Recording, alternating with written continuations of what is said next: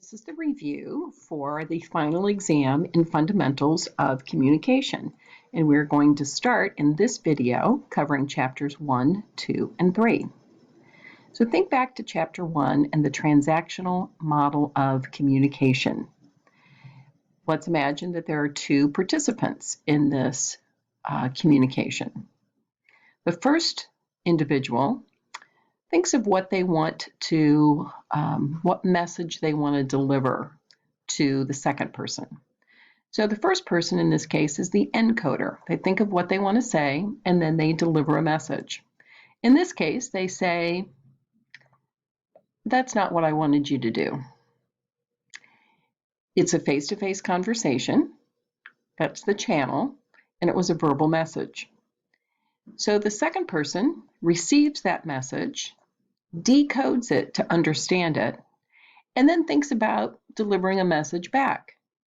And in this case, they encode their message and they deliver a nonverbal message face-to-face. They make a face. Well, the original person then receives that nonverbal message and has to decode it to figure out what they meant by that face. Surrounding all of this is the context that you have to consider in any communication. There could be physical things related to the context, social things, historical, psychological, and cultural. And in this case, there's a little bit of history behind that conversation. So that's part of the context. Now, while this communication is taking place, there might be music playing in the background. One or more of these people could be thinking about something that happened the day before. Maybe they're in a very, very cold room and they're worried about keeping warm. So the music, the thoughts that they have, the room temperature, that's all noise. Noise can be physical noise. It can be psychological noise.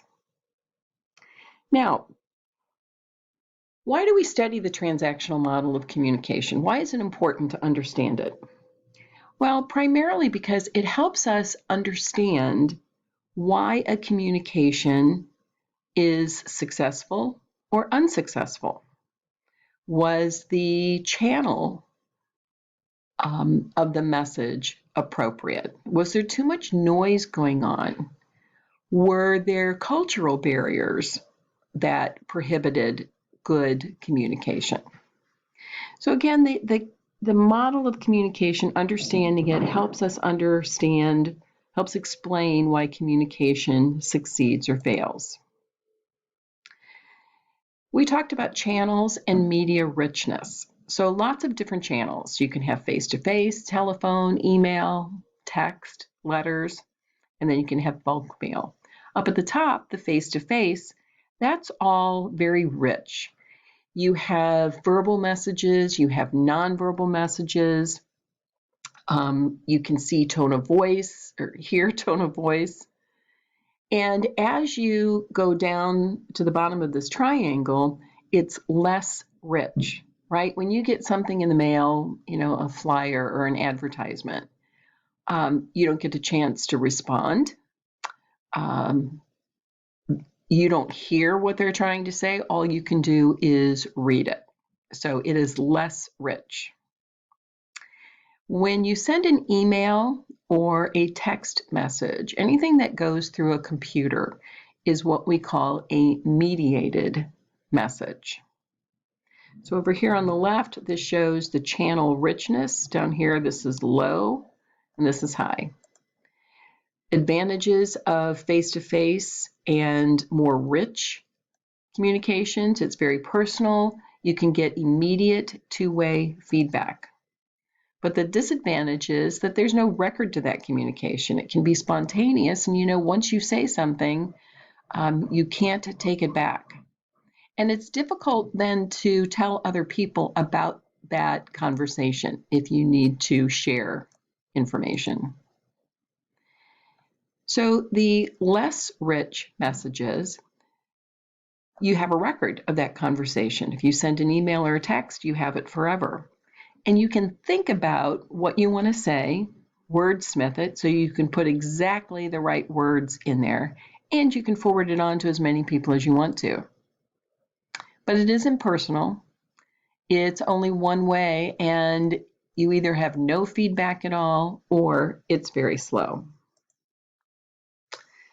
Remember the characteristics of communication. Okay, communication has purpose. So if there's no, if you're just doing gobbledygook, that's not really communication because you're not trying to deliver a message. It's continuous. You can't not communicate. Even if you're just sitting in a classroom, you are communicating something to other students and to the instructor by your nonverbal communication. It's irreversible. Once you say something, you cannot take it back. You can apologize, but like the saying, you can't unring a bell. It's situated, meaning it depends on the situation. Indexical refers to the temperature of the conversation, whether there is a high level of trust in the conversation. That's part of the index. Communication is learned. We all learn to communicate when we're children. And the messages vary in conscious thought, and how we communicate is guided by our cultural norms. Okay, let's talk about perception. So perception is the process of selectively attending to information and then assigning meaning to it. There are 3 steps. So first step is attention and selection. So what is it that you need to know? What are your interests? What are you expecting to hear? Now, what's important is that you're likely to see or hear what you expect to see, and you might miss anything that violates your expectations. Now, if information that you get doesn't fall into something that you need or something that you're interested in or something that you expect, if it doesn't fall into one of those categories, you just might ignore it. So when we organize information, we try to reduce the number of stimuli coming into us. And we do that, we try to simplify things, and we try to put things into patterns. And then we interpret. And when we interpret, we assign meaning to information, and it's often based on prior knowledge and experiences. Unfortunately, sometimes, because we base things on prior knowledge and experience, we have a tendency to stereotype. When you stereotype, you basically make a broad generalization based on your past experience. Prejudice involves attitudes, and it's about prejudging. That's where prejudice comes from. Prejudging a person based on group characteristics without really looking at that individual. And then stereotypes and prejudice can lead to action, and that action can be discrimination. So stereotype is just making a generalization about someone. Prejudice is about prejudging them.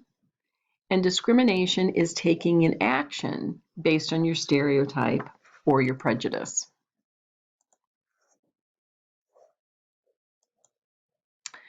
Okay, when you get all this stimuli in, you're just bombarded by messages.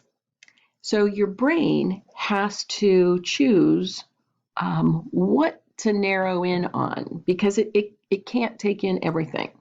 So your brain has a 2-pronged approach. Heuristics, These are the shortcuts that your brain takes. So if you say that you had a gut reaction to something, well, that's your heuristics.